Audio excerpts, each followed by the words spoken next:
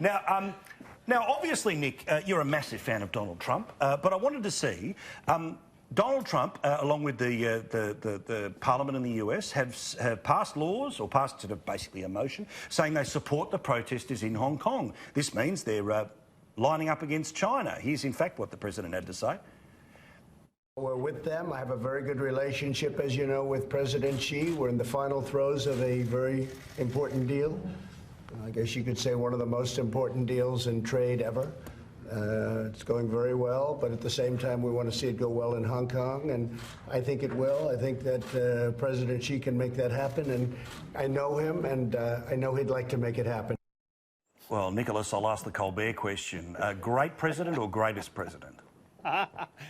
Well, just to prove that I never play the man and call the issues as I see them, I commended Pauline Hanson tonight, and now I'm going to say, well done, Donald Trump.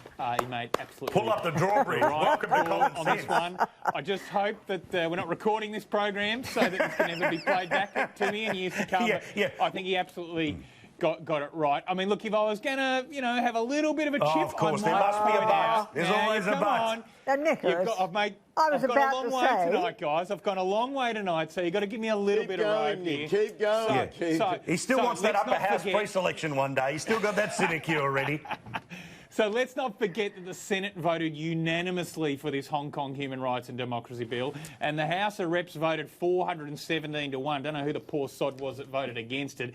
So he's pretty much got the entire American political system, at least up on the Hill, voting for this thing. And there was some talk that he might try and vote against it because he really wants that trade deal with China. But I think in the end, even Trump bowed to the inevitable and did the right thing and got behind this bill. And hopefully it'll do some good in Hong Kong. Because let's face it, I reckon what's going on in Hong Kong at the moment is the story of the decade. Well, super producer Josh and super producer Asta, can we send Nicholas Rees this photo for his wall? Because now that he's on Team Trump, we'll send that to you. It'll be there very soon.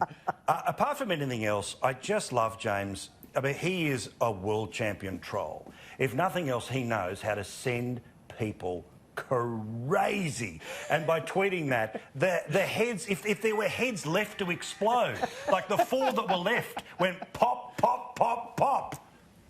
I hadn't seen that. I'm not sure what the context of this moment. He just retweeted it. He just retweeted it. He's Rocky. He just took to it. Okay, that's fine. Good. Yeah. Well, he knows how to push the buttons. There is no doubt about that. Put that in the screen behind us for the rest of the show. I think there's a very important point to make about what Trump has said. Yes. And that is that he needed to attack China, and this gave him a very good reason for doing it. And if I can say to you, Nick, I've always said, if you just give up your socialism, you're actually quite a decent bloke, and you almost proved it for a moment. Until you went to your sort of addendum. Well, he needs that upper house spot. Come on. that sweet Melbourne council money's not going to be there forever. Now,